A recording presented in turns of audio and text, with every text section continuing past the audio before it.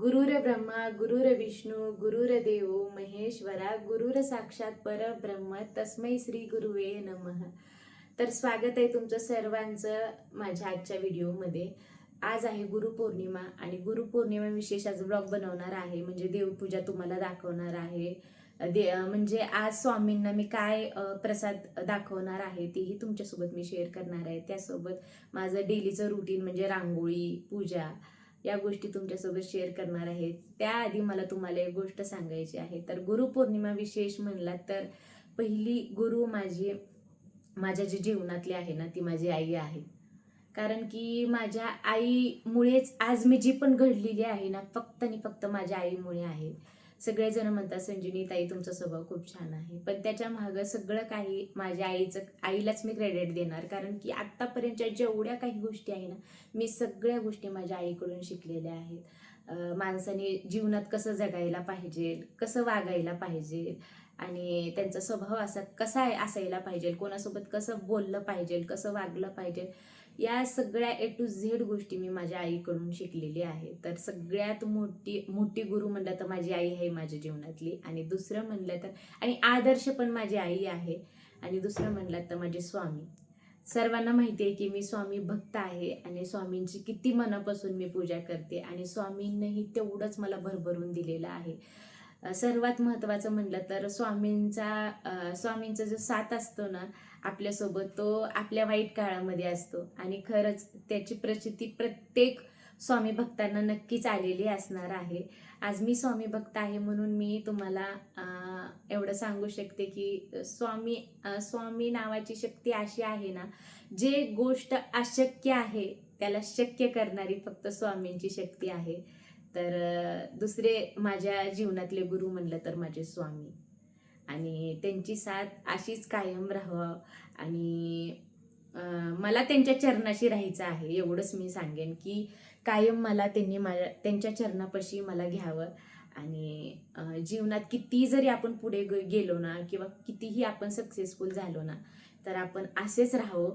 कधीही आपल्यामध्ये कुठल्याच प्रकारचा बदल होऊ नये, हीच मी स्वामीचरणी प्रार्थना करेन. तर चला, आज मी तुम्हाला दाखवणार आहे माझं आजचं डेली रुटीन. रांगोळी काढून घ्यायची आहे, त्यासोबत देवाची पूजा पण करून घ्यायची आहे. तर आजचं छोटंसं डेली रुटीन आहे, गुरुपौर्णिमा विशेष ब्लॉग आहे. नक्कीच ब्लॉग पूर्ण पहा आणि व्हिडिओ आवडला तर नक्की लाईक करायला विसरू नका. आणि चॅनलला सबस्क्राईब केलं नसेल तर नक्कीच चॅनलला सबस्क्राईब करून घ्या. तर इकडे उंबरट्याची पूजा करून घेत आहे. हळदीचं लेपन आणि गोमूत्र आणि हळद मिक्स करून लेपन करून घ्यायचं आहे. मी दर गुरुवारी तुम्हाला दाखवतच असते, तर तेच प्रोसेस करून घेणार आहे. आज गुरुपौर्णिमा आहे, त्यामुळे आज साक्षात स्वामी घरामध्ये येणार आहेत.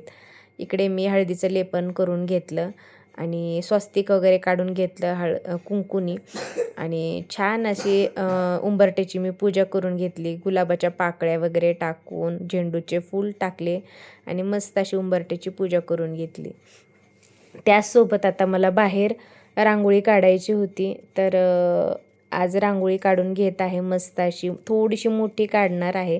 रोज डेलीची आपण छोटी काढतो, पण आज थोडीशी मोठी काढणार आहे. तर रांगोळीचे पॅकेट पण माझं संपलेलं होतं, तर इकडे बघू शकतात कातर वगैरे आणलेली आहे मी. कारण की मला रांगोळी म्हणजे कलर संपले होते माझे सगळे काही रांगोळीचे, तर त्यामुळे मग आणले. बघा किती सुंदर कलर आहेत, पिवळा कलरमध्ये आणि समोरून लाल. तर फायनल माझी रांगोळी मी अशी काढलेली आहे आणि उंबरट्याभोवती पण छोटीशी रांगोळी काढली. तर रांगोळी वगैरे काढून घेतल्यानंतर मग घरात आले आणि मस्त मंदिर वगैरे पुसून घेतलं. छान एका कपड्याने पुसून घेतलं आणि मग स्वच्छ स्वामींचा फोटो गुलाबजलने वगैरे हे करून धुवून स्वच्छ पुसून घेतला आणि त्यासोबत गंध वगैरे लावून घेतला आणि मंदिराला हार लावणार आहे. तर तुम्हाला माहितीच आहे माझं रुटीन काय असतं, की सेम असंच रुटीन तुम्ही कित्येक व्हिडिओमध्ये माझ्या बघितलेलं आहे. पण जे आहे ते आहे. पण आज गुरुपौर्णिमा आहे ना, तर स्पेशल एक व्लॉग तर पाहिजेलच. तर आजचं पण मी रुटीन तुम्हाला शेअर केलेलं आहे. आणि मला मंदिर प्रचंड, म्हणजे मंदिरामध्ये फुलं असणं आणि पूर्ण मंदिर ना मला फुलांनी असं पूर्ण सजवलेलं खूप आवडतं. खूप म्हणजे खूप भारी वाटतं. आणि ज्या दिवशी गुरुवार असतो त्या दिवशी तर स्पेशली आमचं म्हणजे मंदिर पूर्ण फुलांनी भरलेलंच असते. इकडे बघू शकतात गुलाबाच्या पाकळ्या, दोन गुलाब आले होते, म्हणजे ते हारमध्येच आणले होते आहोंनी. तर ते पाकळ्या पण मी छान अशा टाकून घेतल्या. आणि जेवढं मंदिर फुलांनी सजवलेलं असेल ना तेवढं मला खूप भारी वाटतं. आणि त्या दिवशीचं वातावरण एक वेगळंच असतं. भारी वाटतं, खूप भारी वाटतं, मनाला खूप प्रसन्नता वाटते आणि असं वाटतं की आपलं घर सजलेलं आहे अशी फिलिंग येते. मग पोतीची पण पूजा करून घेतली आणि मला आज अध्याय पण वाचायचा आहे एक आणि जप पण करायचा आहे आता. तर पोतीची छान अशी फुलं वगैरे ठेवून गंध वगैरे लावून घेतला, पोती पण स्वच्छ पुसून घेतली. आता मंदिराच्या साईडने रांगोळी काढून घेत आहे. तर स्वामींना नैवेद्य ठेवण्यासाठी प्रसाद बनवत आहे.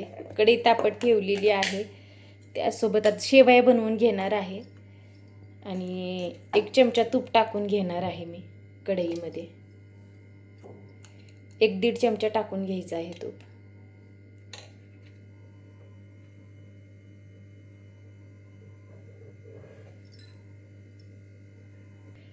तूप वितळल्यानंतर आपल्याला शेवया टाकून घ्यायच्या आहेत आणि छान असं मस्त गॅस कमी करून एकदम लो गॅसवर छान भाजून घ्यायच्या आहेत शेवया.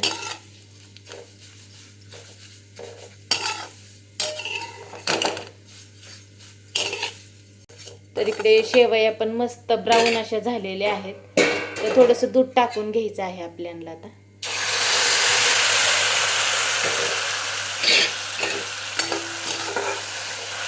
आणि मस्त असं दुधामध्ये थोडं 2-3 मिनिट शिजवून घ्यायचे आहे शेवया.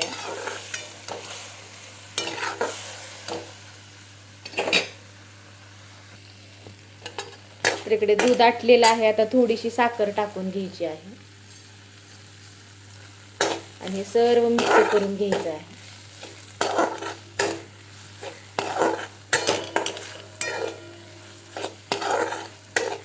साखर टाकल्यानंतर खरंच कलर खूप छान येतो शेवयाला. बघू शकता कलर कसा आलेला आहे.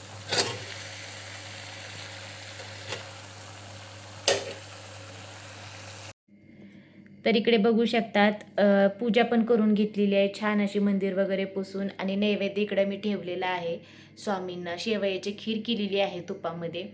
छान असं नैवेद्य पण ठेवलेला आहे, पाणी ठेवलेलं आहे खाली आणि दिवा वगैरे लावून मस्त हार वगैरे ठेवून गुरुचरित्र पारायणाची पण पूजा केलेली आहे आज मी. आणि आता जप पण करायचं आहे. इकडे आरती वगैरे सर्व काही करून घेतलेली आहे मी. तर खरंच मला स्वामी माझ्या जीवनामध्ये आले ना, आणि स्वामींना मी आणलेलं नाही आहे, पण स्वामी स्वतःहून माझ्या जीवनामध्ये आलेले आहेत. तर आणि एवढं भरभरून दिलेलं आहे ना स्वामींना मला. फक्त पैसा, धन, दौलत ह्याच गोष्टी नाही आहे, पण सुख पण खूप दिलेलं आहे. आणि सर्वात महत्त्वाचं म्हणलं तर वाईट काळामध्ये खरंच माझ्या स्वामींनी मला खूप साथ दिलेली आहे, खूप साथ. आणि जिथे असं वाटत होतं ना की हे अशक्य आहे, तर तिथे स्वामींनी काही शक्य केलेल्या गोष्टी आहेत. आणि खरंच खूप मोठा चमत्कार आमच्यासोबत तर खूप घडलेले आहेत. आणि स्वामींनं आमच्या जीवनात येऊन आमचं जीवन ना, काय सांगू आता मी, ते शब्दातही सांगता येणार नाही आहे त्याची तुलना, की आमचं जीवन एवढं सुंदर, स्वर्गापेक्षा जास्त बनवलेलं आहे. आणि स्वामींना एवढेच प्रार्थना करेन की स्वामी आमच्या जीवनात राहा, तुमच्या पायापाशी आम्हाला राहू द्या, जीवनभर आम्हाला तुमची सेवा करायची आहे. आणि काय नाही, कष्ट करायचं आणि कष्ट करून मेहनत करून जे काही आपल्याला निर्माण करायचं ना ते, आणि त्याच्यासोबतच 100% स्वामींचा आपल्यासोबत आशीर्वाद असणार म्हणजे असणार. स्वामींचं आणि माझं नातं म्हणलं ना तर एक वेगळंच नातं आहे. काही जीवनामध्ये दुःख असेल, सुख असेल, येऊन इथं मंदिरापुढे यायचं आणि स्वामींपुढे बोलायचं, स्वामी आज असं झालं, स्वामी आज तसं झालं. पण एवढंच वाटतंय की कधी कधी असा स्वामींचा चमत्कार बघितलेला आहे ना, की कुठल्याही गोष्टी शक्य नव्हत्या, अशक्य होत्या त्या गोष्टी, तर त्यासुद्धा जीवनामध्ये शक्य झालेल्या आहेत.